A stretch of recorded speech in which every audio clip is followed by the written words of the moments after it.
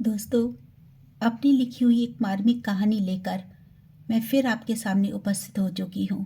तो चलिए सुनते हैं अपनी इस कहानी को। इसका नाम है कुलक्षणी। नौबत ने आखिरी जूता लोहे की रापी पर चढ़ाया और तरकीब से फटे हुए हिस्से को सुई से सीने लगा। उसके अनुभवी हाथों से जूता निबटकर अपने मालिक की राह देख ही रहा था कि शाम का झुटपुटा घिरने लगा। चौराहे पर खड़ा सिपाही डंडा फटकारते हुए आ खड़ा हुआ और नौबत की बंद पेटी पर अपना काला जूता रखकर खड़ा हो गया। नौबत ने अपनी जेब में हाथ डालकर 2-4 के कई नोट निकाले और गिनकर 50 रुपए उसके हाथ पे रख दिए। शाम हो चुकी थी। घर की रसोई से उसे दाल भात और बाजरे की सुगंध आने लगी थी। यूं तो दिन भर चमड़े की बू और नाले का किनारा उसे अपना सा लगता था, पर शाम को रसोई की चहल उसके पेट तक पहुंच जाती और हलचल मचाने लगती। पेट गुड़गुड़ाकर कई बार उसे चेता देता कि वह भूखा है और नौबत मन ही मन उसे ठाठस देता। अपनी पटरे पर सजी दुकान को समेटने लगता। नौबत रोज की तरह काट की पेटी में सामान जमाया और सुबह होने तक बगल की दुकान में लगा दिया। पेटी रखने के 50 रुपए दुकानदार शाम को ही मांग लेता। 100 से 150 रुपए रोज की कमाई तो थी, जिसमें से 50 पेटी के चले जाते और 50 सिपाही के। जो बचते उसमें उसका गुजर बसर हो जाया करता था।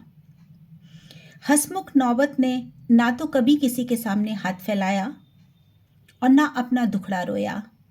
पिछले बरस जब अस्थमा से हांफती हुई उसकी माँ चल बसी थी, तब भी वह दाह संस्कार के बाद जूते सिलने आ गया था और गुनगुनाते हुए जूते सिलने लगा था। अभी 5 महीने पहले ही तो जवान बेटा खोया था उसने। बदनसीब ने लेकिन जरा सा भी शिकन ना पड़ी उसकी त्योरी पर। वैसी जस का तस पत्थर जैसा। मूरख की आत्मा ही सूखी थी, या चमड़ा सिलते सिलते बेमुरब्बत सा हो गया था, या फिर उलाहना की आग ने उसे कोयला बना दिया था।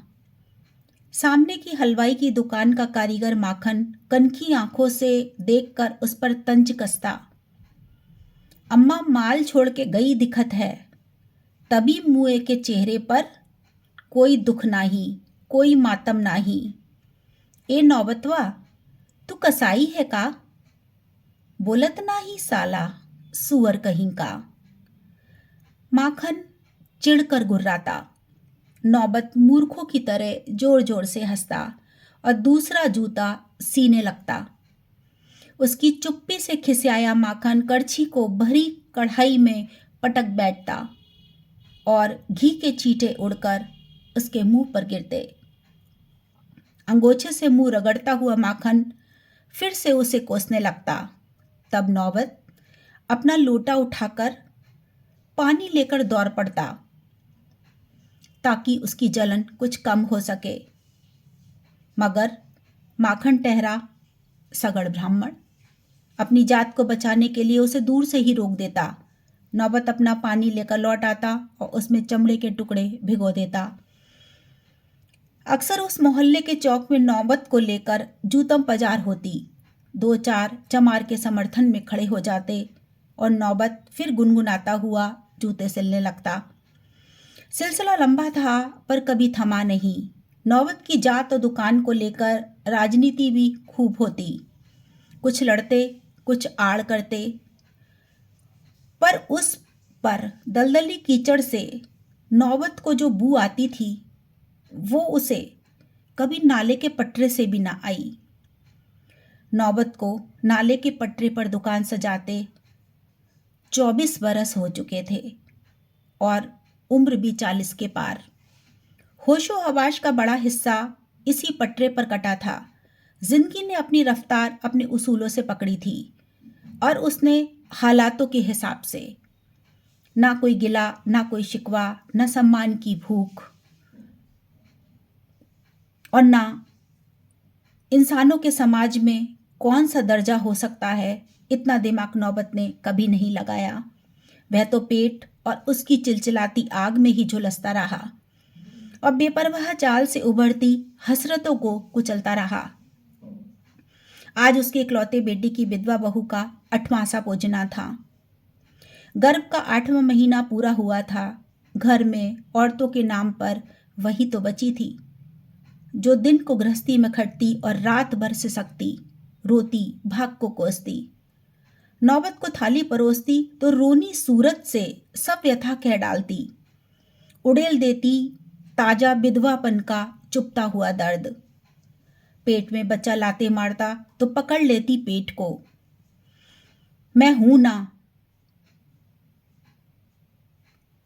पैदा तो करूंगी ना तुझे, पर कैसे पालूंगी तेरे बाप के बिना तुझे। न अगाड़ी न पिछाड़ी कुछ, पहाड़ सा जीवन है। तुझे पालूं या नौकरी करूं, कैसे जीऊंगी। बुढ़े का कौन भरोसा, कब छोड़ के चला जाए। मैं पटरे पर दुकान लेके जूता भी नहीं सी सकती। औरत जात जो ठहरी, पोंछ लेती दुपट्टे से अपने आंसुओं को और ससुर का इंतजार भीतर के कमरे में करती केत की। आहट पाकर कमर में घोसा दुपट्टा खींचकर सिर पर ओढ़ लेती और मरियल सी चाल से नौबत के हाथ मुंह धुलाती। अक्सर सुबकते सुबकते हल्कान कर ढुलक जाती, तब नौबत का कलेजा मुंह को आ जाता और वह भारी कदमों से चबूतरे पर बैठकर बीड़ी सुलगाने लगता। आज पास पड़ोस की 10-15 औरतें ढोलक लेकर जमा हो गई थीं। 8वां पर गीत जो गाने थे। लड़के की बरसी हो गई थी तो शगुन गाने बजाने में कोई भी परहेज नहीं था। बिरादरी के कुछ 2-4 पढ़े लिखे रिश्तेदारों ने पुरजोर सलाह दी थी कि गए को कौन वापस ला सकता है। ए नौबतवा, अब का पते, बच्चे के रूप में लड़का ही दोबारा आ जाए। सुनकर नौबत मन ही मन खुशी के आंकड़े बिठाने लगता। सूने घर का ढहा उसे भी था, लेकिन केतकी का जीवन जो गठरी की तरह सिमट रहा था, जिस पर वो हाथ मल मल के रह जाता, पर कुछ कहने करने की समझदारी नहीं थी उसमें। ना ये कि कौन सा कदम उठाया जाए जिससे केतकी का जीवन संवर जाए। जोड़ तोड़ कर खरीदी गई सभी रंग बिरंगी साड़ियां और कपड़े लित्ते संदूक में धरे के धरे थे। इसका मलाल उसे जरूर था। दोस्तों, कहानी का दूसरा भाग लेकर मैं कल आपके सामने पुनः उपस्थित होंगी। अगर आपको कहानी अच्छी लगती है तो मेरे चैनल को लाइक सब्सक्राइब ज़रूर करिएगा। चलिए मिलते हैं कल कहानी के अगले और अंतिम भाग में।